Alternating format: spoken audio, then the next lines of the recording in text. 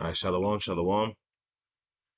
I'd like to start off first and foremost for giving all praises, glory, and honor to Yahweh, Ba'ashem, Yahushai, Ba'ashem, Rachach. Double honors to our elders, the apostle, great millstone, who rule and teach well. Peace, love, salutations, and blessings to those that are doing this work in truth and in sincerity. This is your brother Nathaniel from the GMS Camp Atlanta, coming back at you through the spirit with another lesson, and I pray and hope this lesson is edifying. All right, so the banks are about to fail. You got Trump, and certain senior officials that are moving on to military bases. And then, they did open up the government, but that's just for show. That's not going to really do anything. Uh, Everything is still going to fall apart. Everything is still in the hand, going into the hell in the handbasket. You're not going to get a reprieve from this. Okay. There's no getting out of this, you see? And we're almost there. We're almost there. Esau is the one that's stressing you, and that's going to be the name of the title of this video. Okay, he's the one that's causing all this stuff. Order opkao. This is problem, reaction, solution. This is nothing more than Esau putting things into place to bring in his future system, the system that he wants to bring in. All right. So what I'm going to do is, of course, we're going to play some videos, but, to get some perspective on stuff. I got this guy here, and then I have the Canadian prepper. And then I have, another video where the banks are restricting the amount of money that you can take out. Now, they've always been, like you had to put in a request for certain amounts over 10,000, but anything under 10,000, I think that you were able to take it out. But now they're restricting anything under 10,000.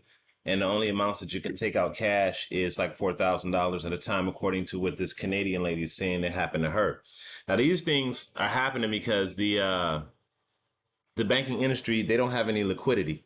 Okay. They don't have the liquidity necessary to pay these things out because the country is debted out.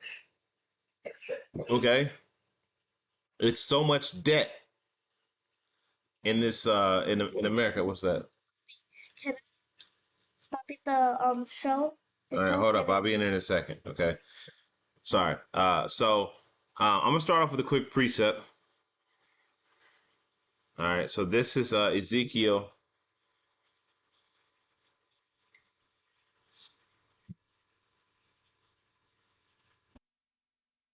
I'm going to start at Ezekiel 7 and 10. It says, behold, it is come, and the morning is gone forth, and the rod has blossomed, pride has budded.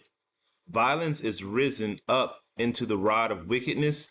None of them shall remain, nor of the multitude, nor of any of theirs. Neither shall there be any wailing for them, because everybody's going to die.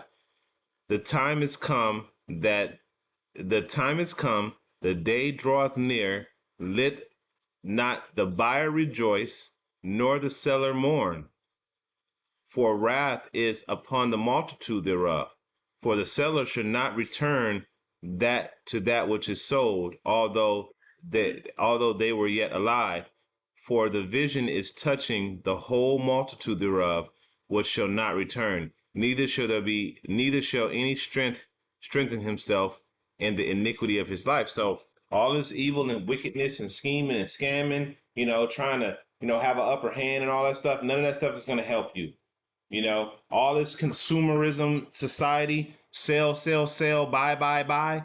No, nobody's actually creating anything. All that stuff is about to go bye. Okay.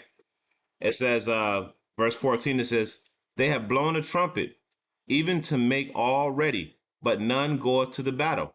For my wrath is upon the multitude thereof. Okay. So the Lord is sending out the warning through the men of the Lord. We're standing on the mountaintop, on the tower, and we're blowing the trumpet to our people, letting them know about the destruction that's at hand. Okay. It says they have blown the trumpet, even to make ready, but none go. Sorry, it's like 14 again. But none go up to the battle. For my wrath is upon is upon all the multitude thereof. The sword is without, and pestilence and famine within. He that is in the field shall die with the sword, and he that is in the city, famine and pestilence shall devour him. But they that escape of them shall escape, and shall be on the mountains like doves of the valleys, all the morning, all of them mourning, everyone for his iniquity. All hands shall be feeble, all knees shall be as weak as water. There's going to be a lot of crying and wailing. It's already happening. They shall gird themselves with sackcloth, and horror shall cover them, and shame shall be upon all faces, and baldness upon all heads. They shall cast their silver in the streets, and the modern day silver and gold is the dollar bill, and their gold shall be removed. Their silver and their gold shall not be able to deliver them in the day of the wrath of the Lord. They shall not satisfy their souls, neither fill their bowels, because it is a stumbling block of their iniquity. You see? So this wrath, this thing that's coming, this banking collapse, it's going to cause people to lose faith in their money. Okay? And at the same time that these things are happening, all these other things are happening. Pestilence, famine, war, death are happening all at the same time. We're seeing all this stuff, okay? In real time. We're seeing these prophecies unfold in real time. You can't say none of this stuff that is read isn't happening right now. Happening right now. And as these things are happening, right, they shall cast their silver and their gold into the streets. Well, that reminds me of Revelation, the 6th chapter. Okay, so when you go to Revelation, the 6th chapter,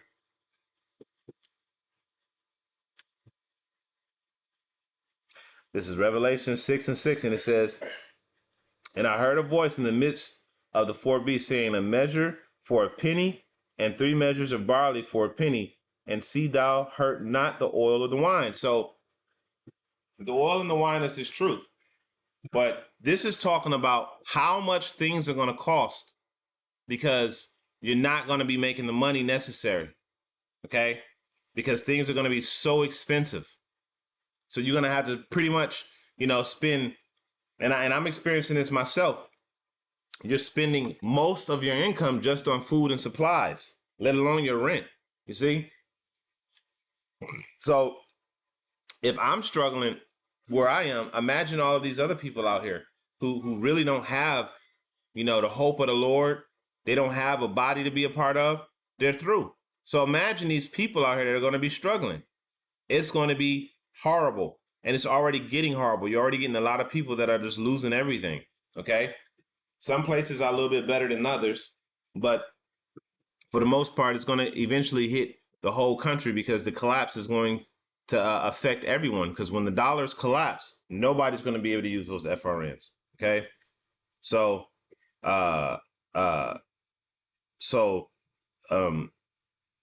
this goes back to the Roman Empire, where they will work out in the field, okay, and they would get paid a penny for a day's wage. And this is showing reference to a whole day's wage to buy a meal for a day or a day or two. But it's going to take you a whole day's work, when it shouldn't take you a whole day's work for that. You should be able to eat, for practically nothing, because that's one of the chief things in life. But that's not the case. You have many people that are starving and they can't afford food because everything is so expensive. And why is that? That's because of debt, and we're going to get that. All right. But before that, we're going to play this video here. Now, this video is 4 minutes long. I'm going to play it in its entirety so you can hear them. I'm going to just let them speak. And then I got 2 more videos we need to play.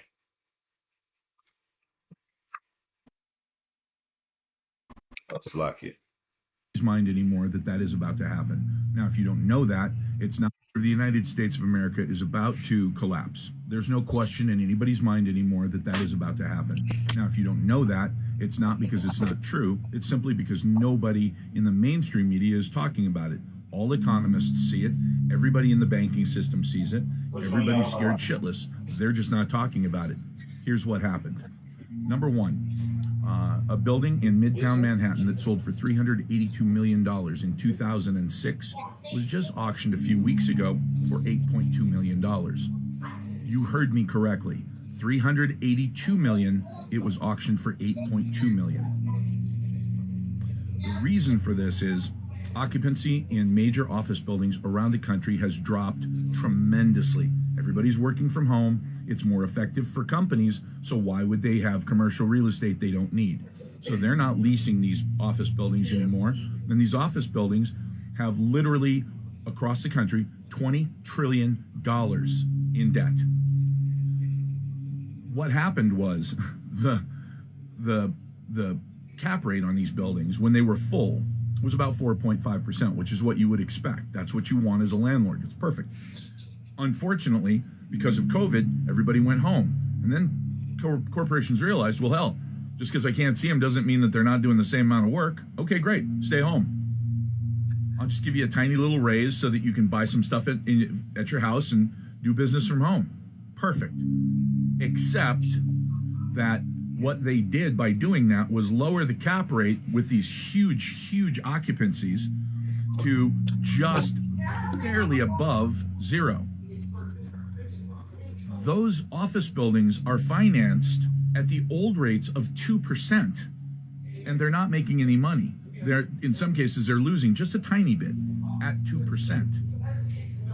When they have to refinance those loans, and there are $4 trillion of those insanely low interest rate loans coming due in the next 18 months, those loans will be defaulted upon, period. Those buildings will be empty. The banking system in the United States will start to collapse. So the question you have to ask yourself is, do I want my money in the banking system? Well, it's FDIC insured, right? So that's pretty much enough of that. We got to the main point. So you see that he's talking about how the banking system is going to completely and utterly collapse. And due to what? Due to debt. It's due to debt. Now, debt is actually used for a tool to enslave the population. And I'm going to get that right here. So when you go to the book of Proverbs 22, you go to Proverbs 22 and verse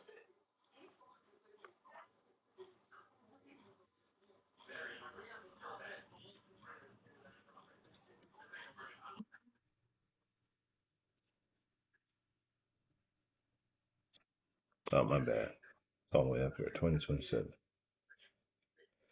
It says, this is Proverbs 22 and 7. It says, the rich ruleth over the poor, and the borrower is servant to the lender. You see that? So the things that they do as far as this money is concerned, keeping us under a fiat system that's backed by nothing, allows them to steal real wealth from people and acquire land and ownership of things. Because you know, they offer you an impossible loan to pay back. You don't realize that the loan is impossible to pay back because the way they present it is to make it look like you're going to be benefiting from it. But ultimately, at the end of the day, the loan is impossible to pay back in most cases. You can't pay the loan back. Okay. So then you put something up for collateral, whether it be a home, whether it be this, whether it be that, right? And what happens when you default? They get to keep the land. But what did they give you? They didn't give you nothing. They gave you paper money. And they created a system to where you have to work to get their paper money. And if you default on their paper money in a system that where they made everything super expensive for you to be able to obtain due to debt, right? Because they've done that, right? You default on the loan and then you lose whatever property that you had. And this is how these people, like he just said, those buildings are going to be empty. They're going to be defaulted on. Well, when the loans become defaulted, the people that loan them the money are going to take the buildings. They're going to own the land. Okay. But what did they do for it? They didn't do nothing for it. All they did was printed up some paper, worthless money. Okay. So the more of this money that you owe in debt, the deeper you are enslaved to the one that lended it to you, because you're going to work your ass off to try to pay the debt off. It's just because we have ongoing debts right now. They're called bills. Okay. You use a service, right? And then you pay a bill at the end of the month. You're working to pay that bill. You are enslaved. They are enslaving you to pay that bill. You are sacrificing your real world labor to pay a bill. See how that works? Your real world time to pay. So you are indebted to to those companies that give you these amenities like your water bill, your light bill, and furthermore, even the food. Okay. This is why we have to continuously work all the time, because we got to constantly pay these debts. All right. And by them inflating the prices of everything, it makes it to where you have to work more. You have to work longer. You have to work stronger. Okay. And then, like this woman here, when you go in to try to get your money out, well, just take a listen. Furious right now. I just left the bank, CBA, and I went to withdraw $8,500. The lady at the teller goes, "What's the purpose of your withdrawal?" I said, "I'm building." And she goes, "Okay, fine." She gave me my money, and I go, "Next week, I want to withdraw another $20,000 cash." And she goes, "Okay, you can place the order, because I know larger amounts of cash withdrawals you need to order in advance." And she goes, "Again, what's the purpose of your withdrawal?" I go, "I'm building." And she goes, "Okay, do you have invoices?" I go, "No, I don't have invoices because I haven't paid them, obviously, but I have quotes." And she goes, "Okay, make sure you bring your quotes." And I was like, "Okay, but what if I don't have quotes?" And she goes, "Then you won't be able to withdraw your money." She basically said, "You have to give us proof or a reason." I go, "I've given you a reason. I'm building and I like to pay my tradies in cash." And she goes, "Yeah, that's not good enough. We need proof." I go, "Okay, hang on a minute. What if I just want to withdraw $10,000 to go to the casino tomorrow night and just have a great night, go to a fine dining restaurant, buy myself Louboutins and a Chanel bag, and, spend all my money, gamble it away. I go, it's my money. I can do whatever I want." And then she looks at the lady next to her at the teller, and then that lady, she steps in and she goes, "We wouldn't be able to give you $10,000 if you were going to the casino." I go, "Why not?" And she goes, "There's a lot of scams out there and we just need to protect you from being reckless." I was just dumbfounded. I was like, "Excuse me?" I go, "It's my money. I can flush it down the toilet if I like." I go, "So what's the limit? What's the maximum I can withdraw without proof and without invoices or whatever?" And she goes, "Well, you can withdraw $2,000 at the ATM and $2,000 at a teller, so maximum $4,000 a day, no questions asked." I go, so anything over $4,000, they need a reason." I go, "Well, I've given you a reason." All right, so you see that? So these damn devils, this shows you that you're a slave, man, and that he is the one that's creating these issues for you. You go to work every day, right? You go to work every day, you work your ass off, you put your money in their bank, and then they give you stipulations on how you can take your money out. Now, we just heard in the last video where they were talking about, I don't know if we got to that part where he was talking about bail-ins. Let me go check it. Sure. The FDIC talked about in November of 2022, they talked about something that most people never heard about. I actually watched the video where the FDIC director said, "Look, we don't want to talk about bail-ins because it'll panic the public, it'll cause a run on institutions, but there will be bail-ins." That's what he said. A bail-in is simply the opposite of a bailout. Instead of your tax money going to prop up the banks like it did in 2008, because they swore that they'd never do that again, they came up with a different plan, bail-ins. And a bail-in means that you go to the bank and you say, "I want my $250,000. And they say, "No, you can't have it." That's it. It's a bail-in. Now, what people don't realize is that because of the legislation that was passed after 2008, the Dodd-Frank Act, you are no longer putting your money in their institution. According to that act, you now are making an unsecured loan to your financial institution. Unsecured, which means if they can't pay you back, they don't have to pay you back. In lieu of that, however, you can opt for stock in their insolvent bank. Now, I don't know if that... All right, so I remember this bail-in act that was passed. I actually remember this, and I was like, wait a minute. And I think I did a lesson about it, a couple years later. when I heard about it. Um, but basically, when you put your money in the bank, they're going to say that that money is pretty much theirs.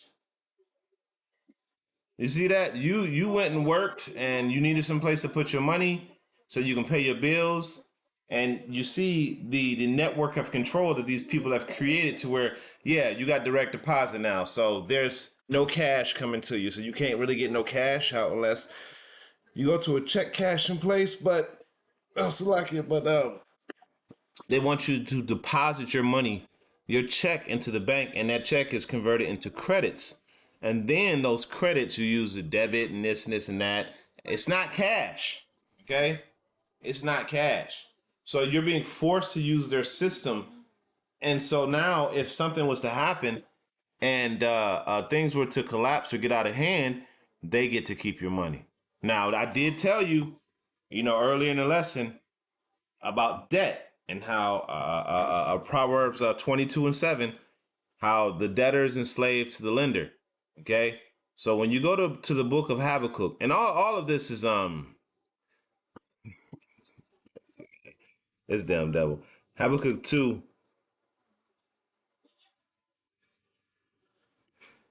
I'm gonna start at verse 5. It says, yea, also because he transgresseth by wine, he is a proud man, neither keepeth at home, who enlarges his desire as hell, and is as death, and cannot be satisfied. But gather unto him all nations, and heapeth unto him all people. Hence, he's creating the digital infrastructure all across the world, to where all people will have no choice but to serve and to bow down to him. That's the whole purpose of the system, is so that he can create a way for him to be like Yahweh Shem Yahweh Shai, to be like the Most High. And when you have to go to him for the want of all things, this is his mindset. Oh, you need my permission to eat. Oh, you need my permission to drink. Oh, you need my permission to do this. You need my permission to do that. Oh, you don't like my permission? Bam, you're disconnected from the system. You can't do anything. And and a lot of people don't realize what they're doing. I'm gonna type that in. Token. I'm a bad token. Oops. Of assets. Okay. A real world tokenization of real world assets. Okay. Now, basically, what they're doing is they're, and this is why everything is going in digital. They're taking real world assets like your homes and your cars, and they're tokenizing it. Basically, the value of that is going to be on a ledger, on a blockchain ledger. Okay, and that particular item or product is going to be tied to that particular blockchain. So let's just read it.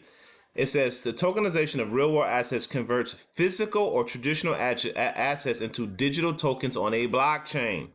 Okay, so this is one of the reasons how they're going to gain all of this control over everything. Okay, because they're going to tokenize the assets on the blockchain. All right, and it says, "Be quiet."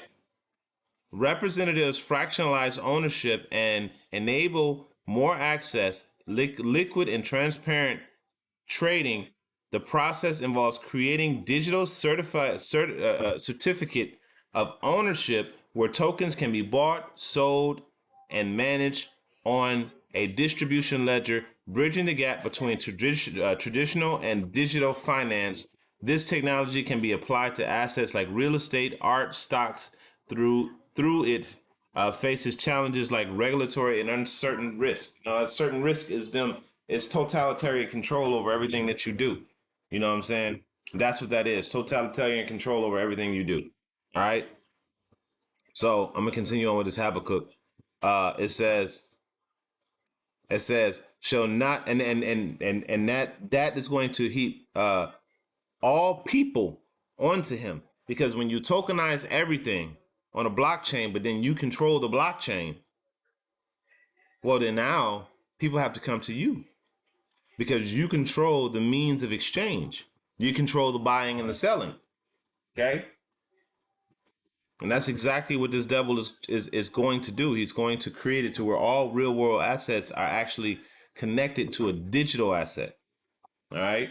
And this is what the whole purpose of Google mapping everything out in the world, every house, every block, every street, every piece of land. that has been this I wouldn't say discovered, but that is known.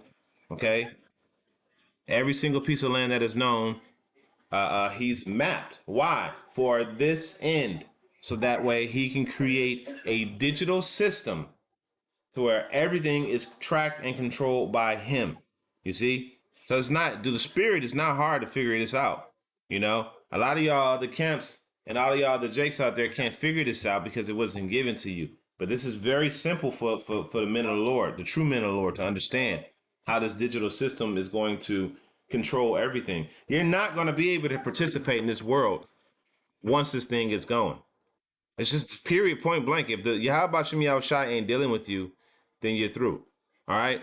This is verse 6. It says, "Shall not all these take up a parable against him and a taunting proverb against him, and say, woe to him that increases that which is not his." Okay. So the tokenization of things that are real world assets and items, they don't belong to you, E. Okay. So you're increasing that thing that is not yours, and you're gonna force everybody to participate in something that they don't want to be a part of. Okay, and it says, "And to him that laden himself with thick clay." Okay, so all of this debt is being used as a tool to collapse the system. Okay, it's being used as a tool to collapse the system so that they can bring in the digital system, which tokenizes all real world assets on a digital blockchain. Okay, this is why you're gonna need a digital ID. This is why you're gonna need the RF, the MOTB. That's why you're gonna need that, because you're not gonna be able to access that stuff unless you're part of the Internet of Things. Okay, so you have to be a part of that in order to access it. So if you're not a part of it, you're not gonna be able to access it. And that's the period, point blank about it. All right, and that's exactly what's happening. And that's, I mean, if you think about how diabolical this is, right? Okay, if you think about how diabolical this is, then you can sit there and understand, oh, how wicked this man is.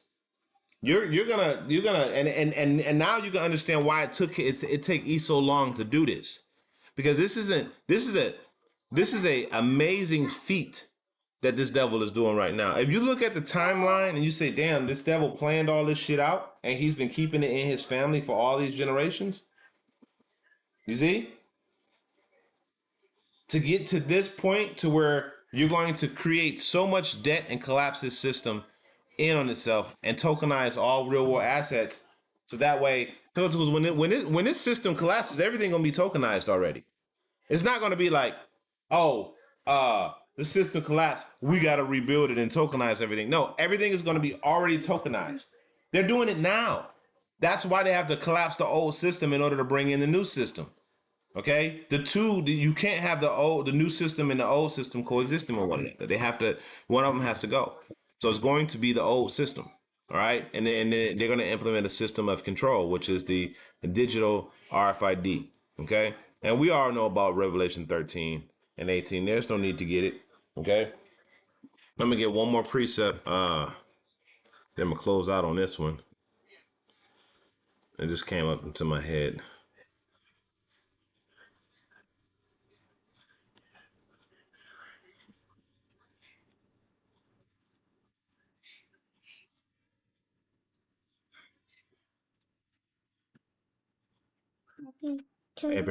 Abraham, I'm doing a lesson. Don't bother me again.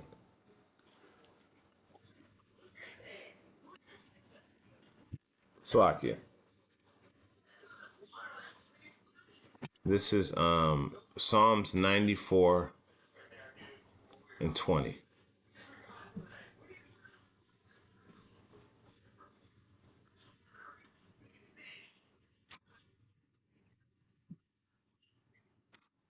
That's tripping my distracting me.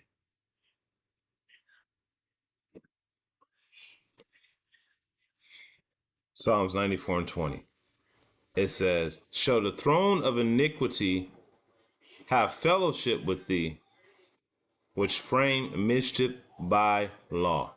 You see that? So all of these things is mischief that he's putting into works through his policies.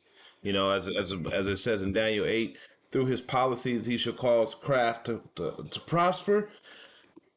So he frames these laws and these policies, you know, because this dude is all about the paperwork, so that he can have a reason to go do what he. Well, I got this on paper, you know, this on document. We signed off on this, you know, because everything is about paperwork with this damn devil, you know. So he creates these policies and he frames mischief by law. Okay, and here we are. All right, we going we the tokenization is a policy. Okay, and it's going to become a law, the law of the land. You're not going to be able to function in society unless you have it, unless you participate. Okay. Now, of course, he's going to get some major backlash, but at the end of the day, he's going to bring it into fruition because the devil know he got a short time. All right, so with that, I'm going to end it off and giving all praise, glory, and honor to Yahweh, Bashim Yahushai, Bashim Rakar Kodash. To the next time I came, I say Shalom.